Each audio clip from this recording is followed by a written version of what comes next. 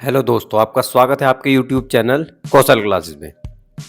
जैसा कि आप सभी जानते हैं, हम अपने यूट्यूब चैनल के माध्यम से सभी साथियों को एनपीएस और यूपीएस के कंपेयर या यूपीएस की जो विशेषताएं उनके बारे में सभी साथियों को जागरूक कर रहे हैं। तो उसी सीरीज में आज हम बात करेंगे एनपीएस यूपीएस से रिलेटेड अगले टॉपिक में। जैसा कि आप अच्छे से जानते हैं, लास्ट वीडियो में यूपीएस से रिलेटेड कंप्लीट इन्फॉर्मेशन हमारे द्वारा दी गई थी। उसी सीरीज में हम आगे बढ़ते हुए आज बात करेंगे एनपीएस और यूपीएस कैलकुलेटर की बात। तो एनपीएस ना जो ऑफिशियल वेबसाइट है उसमें एक कैलकुलेटर दिया गया है एनपीएस यूपीएस का। बात करते हैं उस कैलकुलेटर में आपको कितनी चीज़ों की जरूरत होगी?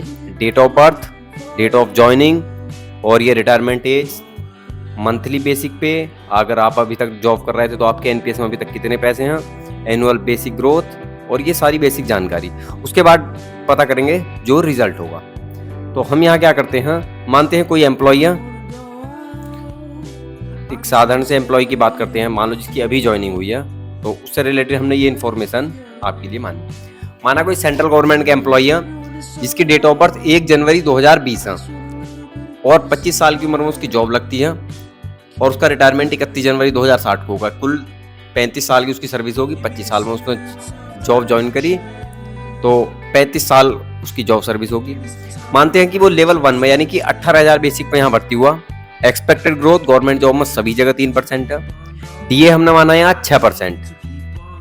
डीए जो माना हमने यहाँ माना 6%। उसके बाद जो एनपीएस का रिटर्न है वो जितना रिटर्न सभी को मिला लगभग 9 के आसपास, तो वो भी हमने यहाँ 9% माना। और जब वो रिटायर हुआ तो उसने जो अपनी टोटल अमाउंट था उसका 60% विड्रॉल कर लिया। ठीक, उसके बाद 2 पॉइंट और हैं कि आपकी लाइफ एक्सपेक्टेंसी और आपकी जो वाइफ या मतलब हस्बैंड है उनकी लाइफ एक्सपेक्टेंसी। हमने मान लिया कि जॉब करने वाले व्यक्ति की लाइफ एक्सपेक्टेंसी थी 65 साल और जो उसकी वाइफ है उसकी लाइफ मानी हमने 70 साल। बात करते हैं ये सारी इन्फॉर्मेशन हम एनपीएस कैलकुलेटर में इनपुट करने के बाद देखते हैं क्या डाटा हमारे पास निकल का था।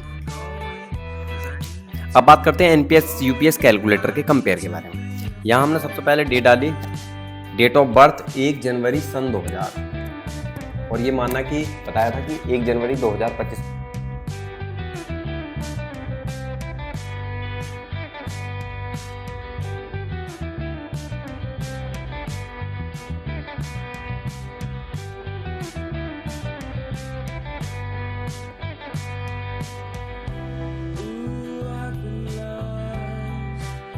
just wanna be found. Ooh, I've been lost. I just wanna be found. Give me a sense of direction. Give me some time for introspection. Give me a sense of direction. Give me a sense of direction. Give me a sense, give me a sense, give me a sense of forward motion. We need to keep on going. We need to keep on going. We need to be forward thinkers.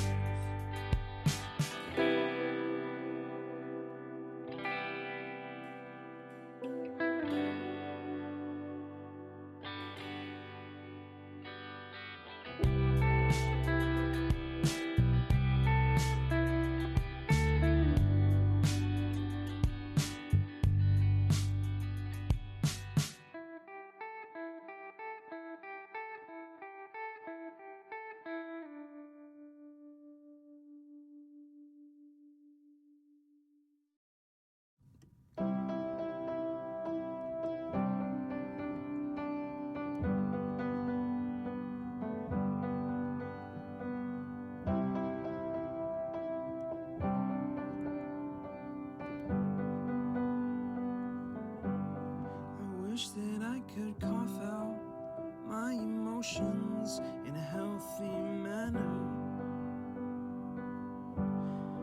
and just become the right person that actually matters.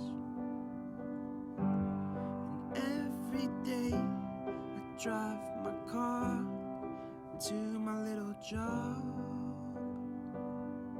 and I find find some peace in the stations that I throw on. But I wish there was a song with your name as the title. Oh yeah, I wish there was a song with your name as the title. Oh yeah.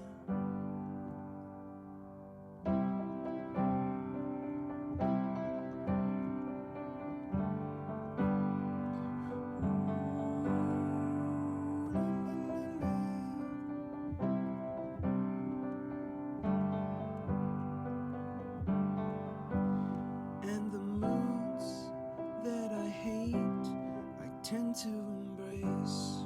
Wonder why I'm so opposite, I'm so backwards and upside down.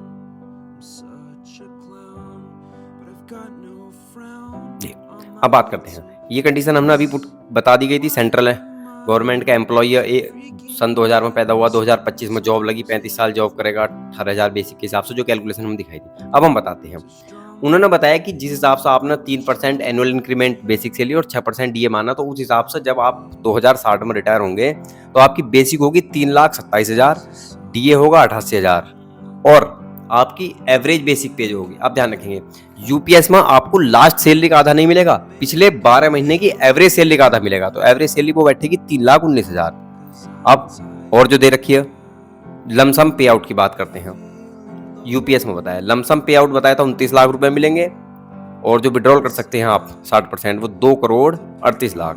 ठीक है, आप चाहें अगर ये 2,38,00,000 रुपए आप withdrawal नहीं करते तो आपको पेंशन बैठेगी 1,59,000, लेकिन आपने 60% निकाल लिया, 40% वहां छोड़ा तो 1,60,000 का 40%, यानी कि अगर इसे 1,60 मानना तो 16 चौका 64, लगभग उतने के आसपास आपको ये यहाँ दिखाई दे रही है। अब इसे बाकी डिटेल समझते हैं। ये हो गया, ठीक है, ये ग्राफ में कि आपको यूपीएस में और एनपीएस में जो एन्युटी अमाउंट हो वो एनपीएस को कैलकुलेट कर रही है या इंडिकेट कर रही है, और यहाँ यूपीएस में जो एस्योर्ड अमाउंट आप देखेंगे एनपीएस की जो अमाउंट है वो कंटिन्यू सेम है, लेकिन यूपीएस की जो अमाउंट है एनपीएस की अमाउंट सेम होगी, क्योंकि वो क्या वहाँ आपको एन्युटी खरीदनी है और जिस रेट पे एन्युटी आपकी फिक्स हो गई उसी रेट के हिसाब से वो आपको लाइफ टाइम जब तक आप सर्वाइव करेंगे तब तक मिलती रहेगी। वो बता दिया 2060 में, लेकिन यहाँ क्या हुआ 81,000 से जुलाई में 82,000 हो गई, यानी कि जैसे ही जुलाई में डीआर लगेगा महंगाई भत्ता बढ़ेगा वैसे ही आपकी पेंशन यूपीएस में इंक्रीज हो जाएगी। फिर कब बढ़ेगी, फिर ये जनवरी 2061 में, यानी अगले साल जनवरी में, जनवरी जुलाई में हर बार यूपीएस में आपकी जो पेंशन होगी वो इंक्रीज होगी। क्यों होगी, महंगाई राहत दर डीआर की वजह से होगी। ये सारा ग्राफ है, इसे आप देखेंगे, वैसे इतना डीपली जाने की जरूरत नहीं है, उस समय तक पता नहीं क्या होगा। यहाँ एक पॉइंट है, यहाँ डाला था कि जॉब करने वाला पर्सन जो भी जॉब कर रहा है वो क्या कर रहे हैं, उस कंडीशन में 5 साल जी रहे हैं, यानी कि 2060 से 2065 तक जी रहे हैं। तो ये देखिए जनवरी 2065 में आपको डिक्लाइन दिखाई देगा। ये यहाँ तक जॉब करने वाला पर्सन जिंदा था, उसके बाद क्या उसकी डेथ हुई, जो उसका स्पॉस था। एनपीएस में सेम अमाउंट है 1,03,536। यूपीएस में क्या हुआ, यूपीएस में 1,00,000 का 60,000 हुआ, ये हो गया 1,00,000 का 60%, लगभग 60,000। उसी हिसाब से ये ग्रोथ चलती रही। हाँ, यहाँ भी क्या होगा, जब स्पॉस को भी पेंशन मिलेगी तो जुलाई और जनवरी में हमेशा इंक्रीमेंट लगेगा, वो डीआर की वजह से लगेगा, जैसा हम पहले ही बता चुके। अब आप देखिए कैलकुलेटर के बारे में बता दिया गया। जो यूपीएस कैलकुलेटर है वो डेवलप करा गया नए यूपीएस सब्सक्राइबर के लिए, और जो एनपीएस सब्सक्राइबर है और यूपीएस में स्विच करना चाहते हैं। The result generated by the calculator, जो रिजल्ट आया ये कैलकुलेटर 100% सही नहीं मानना। क्यों, कई बार आपकी जो महंगाई दर होगी, डीए और डीआर होंगे वो चेंज होंगे, बीच में ऐसा होगा कि आपको वेतन आयोग भी मिलेंगे। 2025 की ज्वाइनिंग का मतलब है कि 2000 एक एज्यूम माना था हमने 2025 की ज्वाइनिंग, तो 2026 का वेतन आयोग मिलेगा, 2036 का मिलेगा, 46, 56, 2060 में रिटायरमेंट है तो 4 वेतन आयोग भी वहां देखने को मिलेंगे, तो ऐसा हो सकता है। दूसरा, contribution are invested in accordance, default pattern के हिसाब से बताया गया था। बाकी हमने इससे पिछली वीडियो में बताया गया था कि डिफॉल्ट पैटर्न से अलग आप यूपीएस में इन्वेस्टमेंट करेंगे तो क्या कंडीशन होगी, तो आप उस वीडियो को जरूर देख लें। इसमें ये मानना पार्शियल विड्रॉल नहीं किया गया, वॉलंटरी कंट्रीब्यूशन भी नहीं किया गया, और जो कॉर्पस था एनपीएस टियर 1, ठीक है, वो सेंट्रल गवर्नमेंट के एम्प्लॉय का जू का तू मतलब सेम टू सेम आपका यूपीएस में ट्रांसफर कर दिया। दूसरा मोस्ट इंपोर्टेंट बताते हैं annuity rate. Annuity rate NPS subscriber या जो एनपीएस में गवर्नमेंट एम्प्लॉय, बहुत सारे लोग हैं जो अभी तक इतने साल जॉब करते हुए या एनपीएस को आए हुए भी लगभग 21 साल हो गए, एन्युटी रेट पर कभी डिस्कस नहीं हुआ। तो एन्युटी रेट ही आपकी पेंशन तय करेगा, आपका कॉर्पस तय नहीं करेगा, आपका एन्युटी रेट तय करेगा एनपीएस में आपको कितनी पेंशन मिलेगी।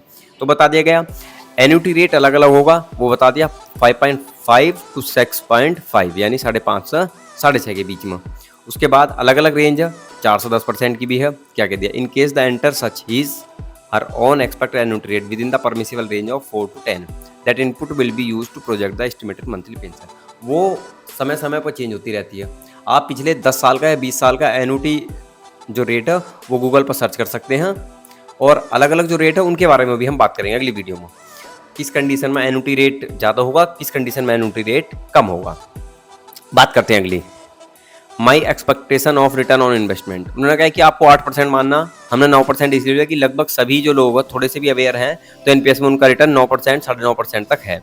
उसके बाद लाइफ एक्सपेक्टेंसी का भी उन्होंने बताया कि लाइफ एक्सपेक्टेंसी क्या है, डब्ल्यूएचओ ने कहा कि मेल की जो उम्र है वो लगभग 78 ईयर्स होगी और फीमेल की जो वो लगभग 80 होगी। लेकिन काम का दबाव, पर्यावरण प्रदूषण, खान पान में परिवर्तन और इन सभी की वजह से लाइफ एक्सपेक्टेंसी मैं तो इंडिविजुअल तौर पर कम मानता हूँ, 65 और 70 मानिए। बाकी आप चाहें तो कैलकुलेटर में 70 ईयर और 80 यूज़ कर सकते हैं। हाँ, जब आप 70 और 80 यूज़ करेंगे, 70 और 80 यूज़ करेंगे तो आप एक चीज़ देखेंगे कि आपको जो प्रॉफिट हुआ मतलब लंबे समय तक पेंशन मिलेगी, तो आपको लगेगा कि हाँ बहुत सारा पैसा एनपीएस यूपीएस में मिला आपको, लेकिन उसके लिए आपको बहुत लंबे टाइम तक जिंदा रहना पड़ेगा। नेक्स्ट, उसके बाद फंड बेस्ड सिस्टम बताया गया था, सारा कॉर्पस इकट्ठा होगा, उसका रिटर्न मिलकर फंड बनेगा, उसके ऊपर ही सारी कहानियाँ। हाँ, उसके बाद discounting rate of calculating present value of monthly payout 4%। CPI यानी कंज्यूमर प्राइस इंडेक्स, जो आपको क्या करता है, जो आपके महंगाई दर यानी डीए और डीआर को प्रभावित करता है, उसके लिए बताएगा कि वो डिसकंटिन्यू मतलब कई बार अलग अलग हो सकता है। अभी जैसे लास्ट में 2% डीए मिला तो सरकारी कर्मचारियों को 2% की उम्मीद नहीं थी, ज़्यादा की उम्मीद थी, वो एक अलग विषय है कि सरकार के जो आंकड़े हैं उसी हिसाब से डीए और डीआर तय होंगे। बात करते हैं कैलकुलेटर से रिलेटेड और एक अच्छी चीज़ की। अब हम कैलकुलेटर पर चलेंगे और ये देखेंगे कैलकुलेटर से हम क्या क्या चीज़ें वहाँ से कंक्लूजन निकाल सकते हैं। अब हम वापस आते हैं इन्वेस्ट कैलकुलेटर में। हम देखिए एक चीज़ दिखाते हैं, जो इन्वेस्टमेंट का रिटर्न है केवल उसे चेंज करते हैं। आप यहाँ देखेंगे my expectation of return on investment, जो 9% डाला था हम इससे करते हैं 7%। अच्छा ये इधर चलिए 9% था, ये 7% करते हैं। अब बाकी सारी चीज़ें सेम है, अब इसे दोबारा कैलकुलेट करते हैं। अब देखते हैं क्या चेंज होगा हमारे पास। अब आप देखेंगे अगर एनपीएस, ये देखिए टोटल प्रॉफिट 295 258, यहाँ से हम एक कंक्लूजन निकालते हैं सारी कैलकुलेशन कर कि अगर एनपीएस का रिटर्न 7% या उससे कम हो तो उस हमेशा कंडीशन में आपके लिए यूपीएस एनपीएस से बेहतर होगा। साधारण शब्दों में अगर एनपीएस का रिटर्न 7% से कम है या आपको उम्मीद है कि 7% से कम मिलेगा तो उस कंडीशन में आपको यूपीएस चूज कर लेना चाहिए। ये हमारी तरफ से मतलब सजेशन मान सकते हैं या केवल एक एडवाइस है, बाकी आप अपनी कैलकुलेशन खुद करना। और बहुत सारी चीजें निकालेंगे। अब एक चीज आप हमेशा देखेंगे इस कैलकुलेशन में, ये जो फाइनल विड्रॉल देखा आपने, थर्ड पॉइंट की बात कर रहे हैं यहाँ, ये जब भी आपका सुपर एन्यूमेशन यानी रिटायरमेंट के टाइम पर पैसे लेने वाली बात होगी तो एनपीएस हमेशा यूपीएस से 20% एक्स्ट्रा होगा। क्यों होगा? क्योंकि यूपीएस में आपका 20% जमा होगा, आपका 10% प्लस गवर्नमेंट का 10%, 20% हुआ। एनपीएस में जो होगा वो 24% होगा, 10% आपका और 14% सरकार का, 24%। तो 20% और 24% में 4%, यानी कि अगर कंपेयर करें तो यूपीएस से 20% ज़्यादा आपको एनपीएस मिलेगा। यहाँ भी यही है, 173 का अगर आप 120% यानी 120% निकाल लेंगे तो 2,07,000 बैठेगा।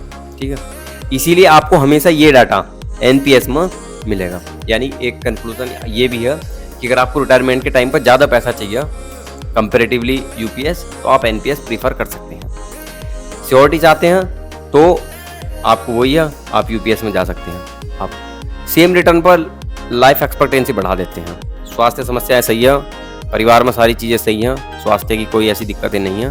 75 और 80 करते हैं। ये 75 और जो स्पॉज आपकी वो कर दिया आपने 80। हम 75 साल जीते हैं नौकरी कर का और हमारी मिसेज जी रही हैं अगर 80 साल। तो कैलकुलेटर क्या कहता है?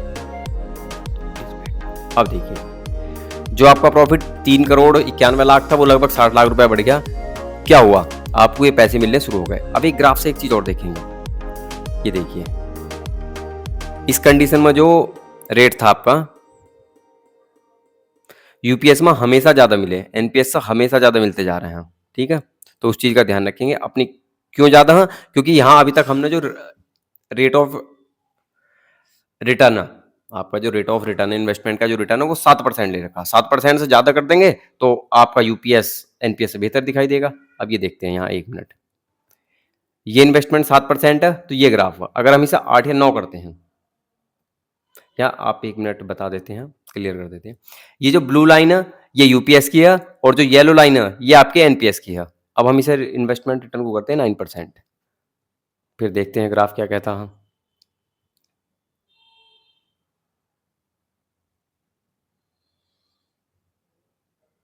अब देखिए ग्राफ, अब ग्राफ क्या कह रहा है? एनपीएस ज्यादा थी 2060 से 2065 तक। 65 के बाद क्या हुआ? डीआर लगकर वो आपका इंक्रीम, मतलब आपका जो यूपीएस है वो ज्यादा होता चला गया। 75 में आपकी डेथ हुई तो आपका 60% मिलेगा आपके स्पॉज को, तो वो ग्राफ में देखेंगे वो नीचे आ गया। तो इन चीजों को आप अच्छे से ऑब्जर्व करेंगे।